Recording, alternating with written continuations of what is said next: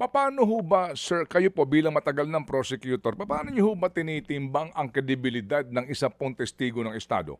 Halimbawa itong si Bernardo. So, ito ho, no? Kasi nga may mga nagtatanong din, ano ba interest niya? Ano ba ang mapapala niya kung mismong yung kanyang mga kumpare, yung kanyang matagal na mga kaibigan, o ay ngayon isinasangkot niya sa skandalong ito? Paano ba? Okay. Manutin, pangunahan ko lang na sabi ko, hindi ako maaaring magpunta doon sa mga detalye mismo ng pag-determine ng kredibilidad ng isang tao, especially a particular person, Tusek Bernardo. Kasi kasama ho yan sa pag-evaluate ng isang testigo para ma-admit sa programa. Pero sabihin na natin na usually, if you're talking about in general terms, kung halimbawa pinag-uusapan natin, paano malalaman ang kredibilidad ng isang tao?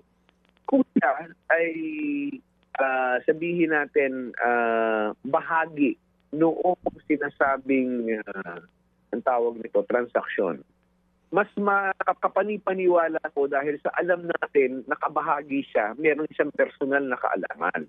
Di ba? Meron siyang personal na kaalaman doon sa pangyayari. Kasi kabahagi siya, di ba? Maaaring siyang nag-deliver ng pera, maaaring sila'y nag-usap, maaaring sila'y nagplano. So yan ang isang factor na pagdetermina kung pwede consider na credible at the very least. Pangalawa, maaari bang makorroborate either by the testimony ng ibang tao or by other pieces of evidence, whether it's documentary or real, na yung sinasabi niya ay may basihan.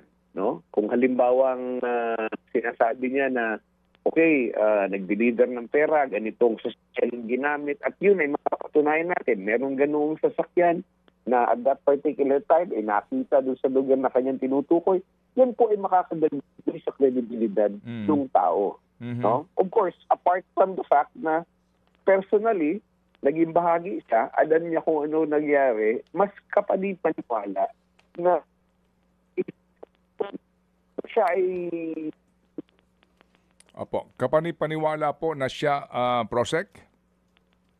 Yes, kapani-paniwala po na yung kanyang sinasabi ay may katotohanan kasi kabahagi. Opo. So, participate siya doon sa akto. Kumbaga po, kapag siya nagkuwento, damay siya kasi bahagi siya ng krimen. Kumbaga, part siya ng crime. Kaya po, Yes. Opo. Correct, sir. Tama po yun. Opo. Sige. So, kasi lang ho, parang dito ho sa mga, kung gaano ba ka-credible itong isang Bernardo or Alcantara. Mga kapatid, brothers and sisters, saan ka pa? Dito na tayo sa totoo.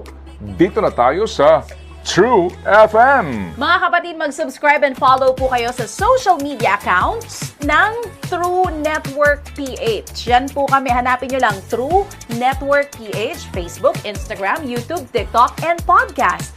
Mapa-Apple or Spotify man yan, mahahanap nyo kami. Lahat ng mga napapanood at napapakinggan nyo po sa programa, nasa social media accounts namin yan. So, paano mga kapatid? See you sa social media!